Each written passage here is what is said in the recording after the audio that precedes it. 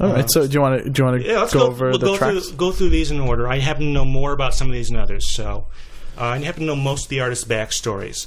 So the first one, of course, we have the Pokemon theme, and this is not like the one that you'll see on the first season of the show. It's a different version, right? It's the same lyrics, and there's some of the same structure, but it's a very different tune. It's performed by Billy Crawford.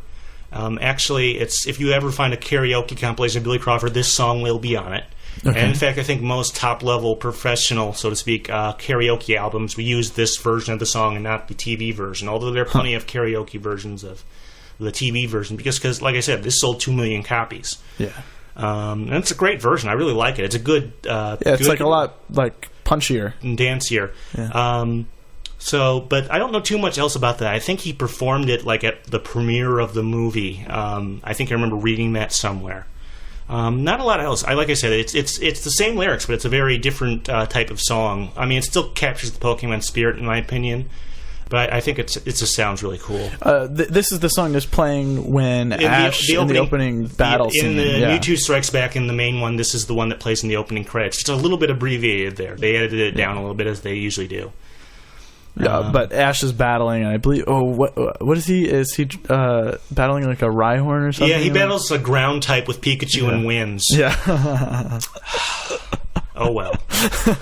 I think one thing you notice as the series goes on is that they got better with writing out battles. Yeah. And in the first couple of seasons, they just probably weren't comfortable with it, and they weren't sure how to do it with the limited number of moves they had then and whatnot.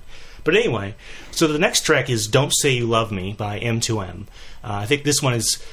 I guess you could technically say doesn't really have anything to do with Pokemon, except for the fact that it was very closely promoted with the movie. It's actually... I would love to hear this played at a sporting game. Because you know how the guys will always they'll be there with their girlfriend, and then they'll sign a letter and says, so and so, will you marry me? Yeah. Right. If she says no, they can play this song, and then that's a great commercial idea. I don't know what it's a commercial for, but we'll have to come up with some business to sell this idea to. That is a great idea, though.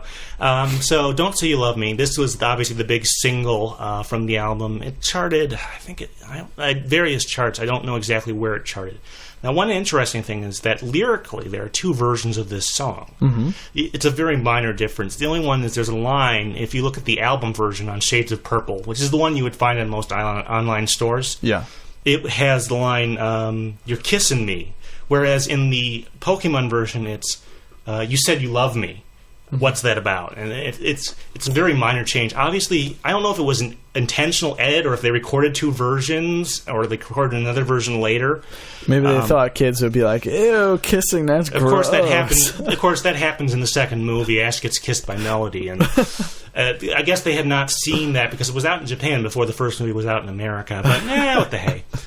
It's not that big a deal. Now, if you listen to there are a lot of remixes of this song. Most of them are available on, if you dig up the old Everything You Do CD, which is like a remix compilation for M2M. It has 5 remixes of Don't Say You Love Me, 5 remixes of Everything You Do, and 2 remixes of Mirror Mirror.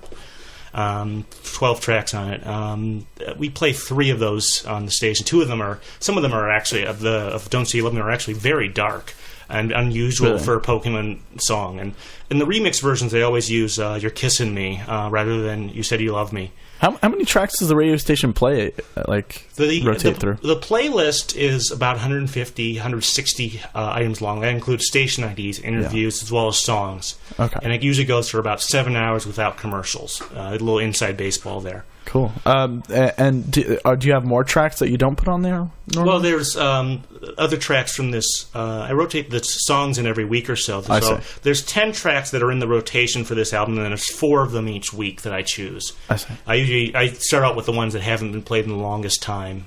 So there's usually, that means if you do multiplication, that means there's 2 that were not played this week or last week. Mm-hmm. So and then I move on from there.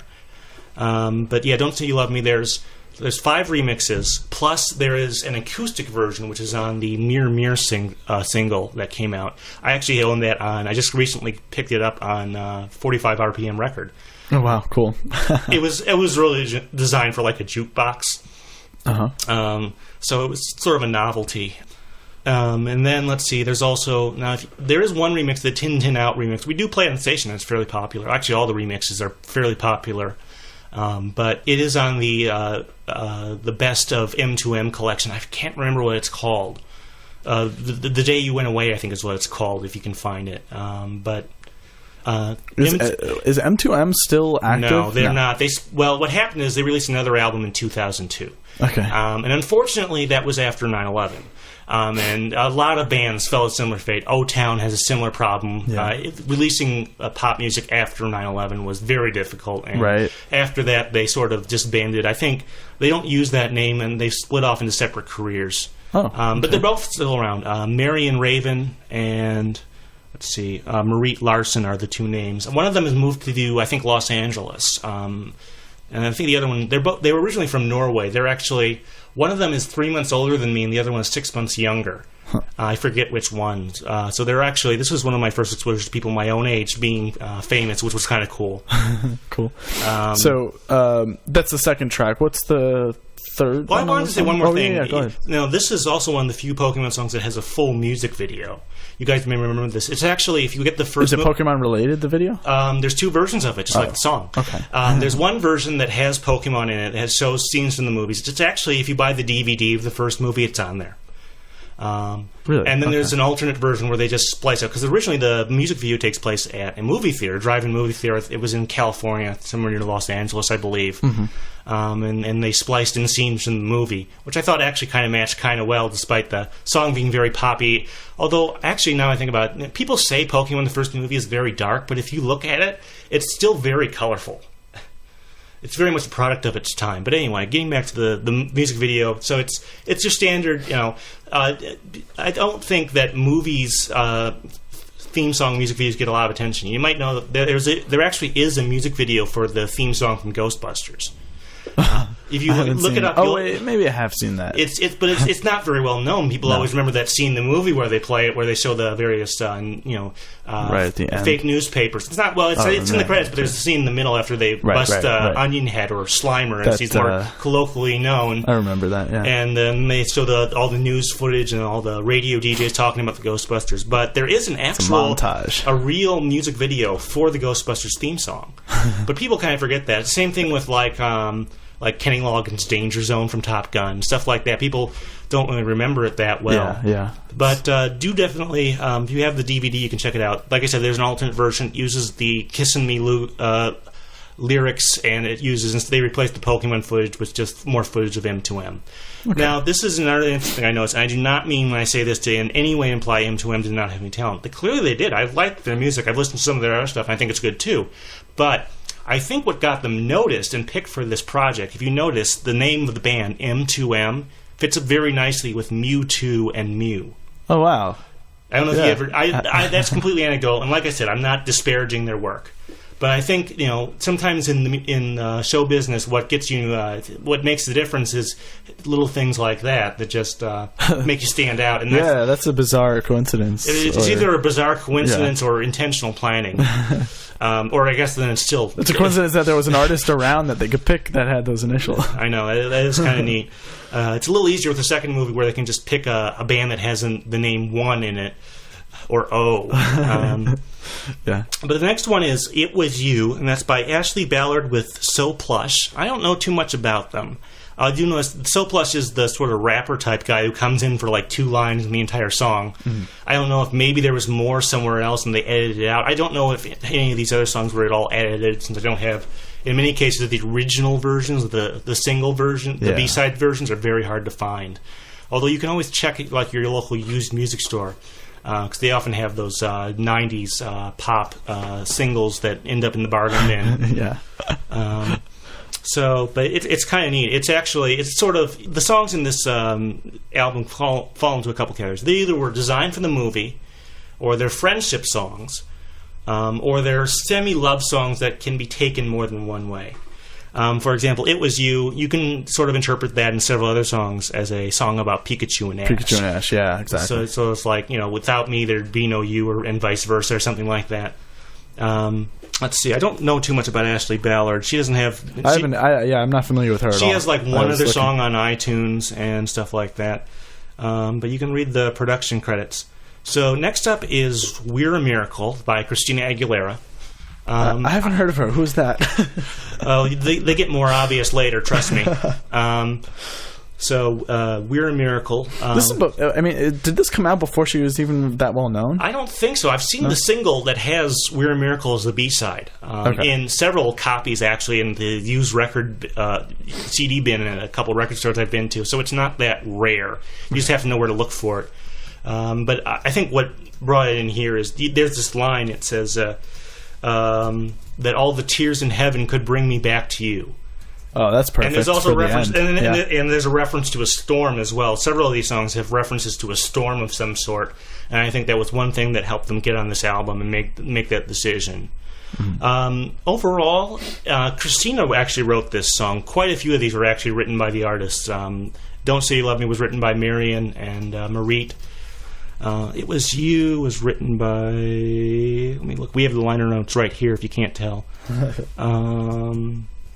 By the way, while you're checking that out, I want to give a shout out to everyone who's watching us live on Ustream right now. Oh, absolutely. At the last minute, I decided, since we're not we didn't need my laptop for recording, I decided to stream us live. So, hello, hey everybody.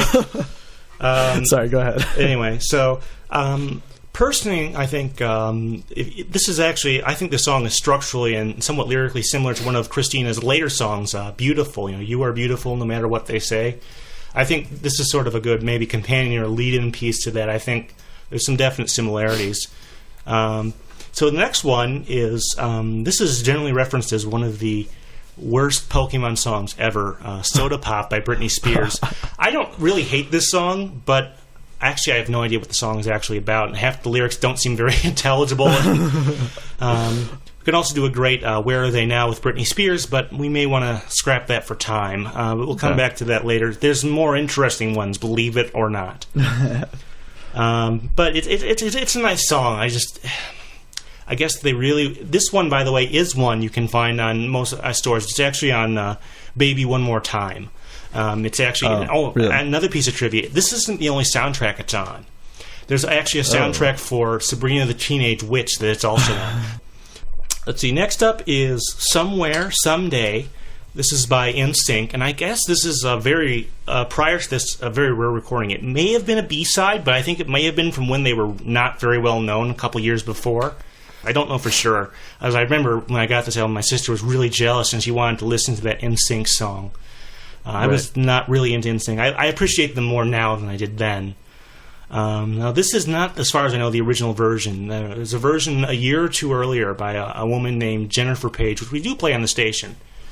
So this is her song originally, and they just remade it for this movie? I don't think so. I think it was written by Mark Muller and Andy...